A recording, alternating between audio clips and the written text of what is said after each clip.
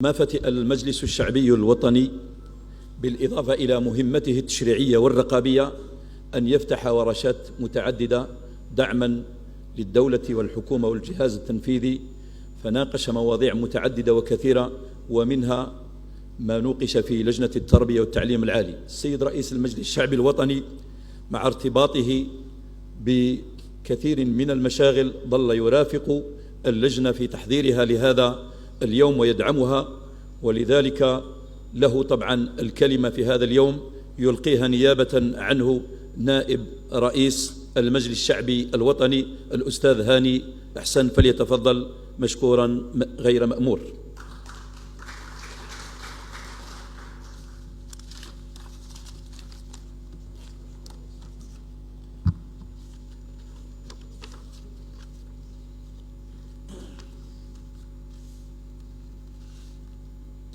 بعد بسم الله الرحمن الرحيم والصلاة والسلام على أشرف المرسلين،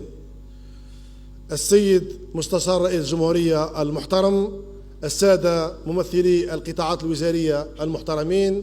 السادة زميلي نائب الرئيس المحترم، السيدات والسادة رؤساء الكتل، السيدات والسادة رؤساء اللجان، السيدات والسادة النواب المحترمين، الحضور الكريم، الأسرة الإعلامية، ضيوفنا الكرام، السيدات والسادة، كل باسمه ومقامه وصفته، السلام عليكم ورحمة الله تعالى وبركاته. في البداية اسمحوا لي أن أنقل إليكم تحيات رئيس المجلس الشعبي الوطني السيد إبراهيم بوغالي وشكره على حضوركم معنا اليوم، كما أنقل اعتذاره لعدم الحضور كونه في مهمة رسمية للخارج، مع تمنياته بنجاح هذا اللقاء الهام، والذي سيكون حتما مثمرا بفضل حضوركم المتميز. ولقد حملني رسالة شكر لكم كل من ساهم ونظم هذا اليوم البرلماني الموسوم بدور الحاضنات في الجامعات الجزائرية وأثرها على التنمية المستدامة. وبالمناسبة يسعدني ويشرفني أن ألتقي بكم مجددا في هذا اليوم البرلماني المتميز الذي يحمل عنوانه في طياته دلالات عميقة تتصل بمستقبل شبابنا ومصير اقتصادنا الوطني وبناء الجزائر الجديدة التي ننشدها جميعا. إن هذا اللقاء ليس مجرد موعد تقليدي للتداول والنقاش، بل هو محطة نوعية للتفكير الجاد والتقييم الواقعي ورسم آفاق مستقبلية واعدة تستند إلى مقومات البحث العلمي والابتكار وروح المبادرة. فلم تعد الحاضنات الجامعية في واقعنا الراهن مجرد هياكل إدارية أو فضاءات نظرية، بل تحولت إلى قاطرة حقيقية للنهوض والابتكار وتحويل المعرفة الأكاديمية إلى مشاريع اقتصادية ناجعة تتيح لشبابنا الانخراط الفعال في ديناميكية التنمية والمساهمة في بناء الاقتصاد وطني متنوع ومستدام. لقد أولت الدولة الجزائرية تحت القيادة الرشيدة للسيد رئيس الجمهورية عبد المجيد تبون أهمية قصوى لترقية البحث العلمي وتعزيز ثقافة الابتكار، ودعمت إنشاء الحاضنات الجامعية ومرافقة حاملي المشاريع في إطار سياسة وطنية طموحة تهدف إلى خلق منظومة اقتصادية معرفية متكاملة قوامها الريادة والتجديد والعمل المنتج. وفي هذا السياق لا بد أن نشيد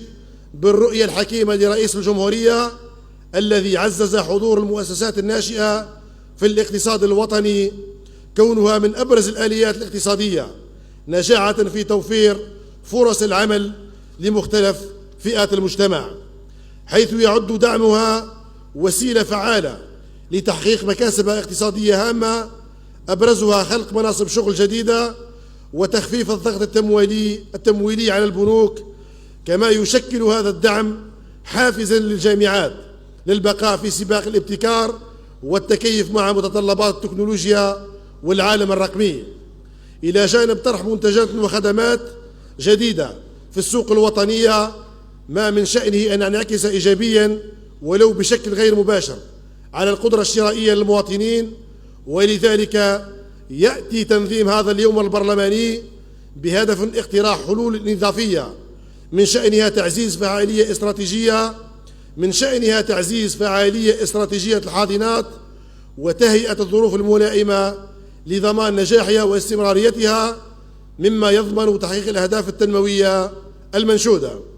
ومن هذا المنبر البرلماني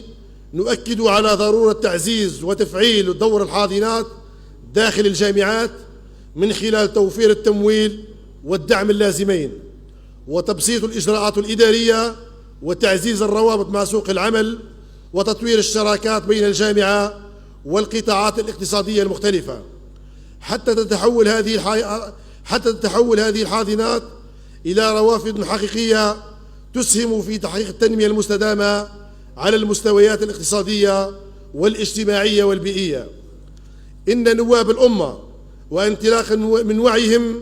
بدور الجامعة كفاعل محوري في تحقيق التنمية وتفعيلا لبرنامج السيد رئيس الجمهورية يعتبرون دعم الشباب والابتكار أولوية تشريعية يسعون من خلالها إلى سن القوانين الملائمة ومتابعة تنفيذ البرامج الموجهة لهذا القطاع الحيوي والمساهمة في بناء اقتصاد وطني مستقل قادر على مواجهة التحديات الراهنة والمستقبلية. إن التنمية المستدامة التي نصبو إليها جميعا لا يمكن أن تتحقق إلا من خلال تمكين الطاقات الشابة وتشجيع البحث العلمي وتكريس دور الجامعة كمؤسسة إنتاجية تشاركية. ومن هذا المنطلق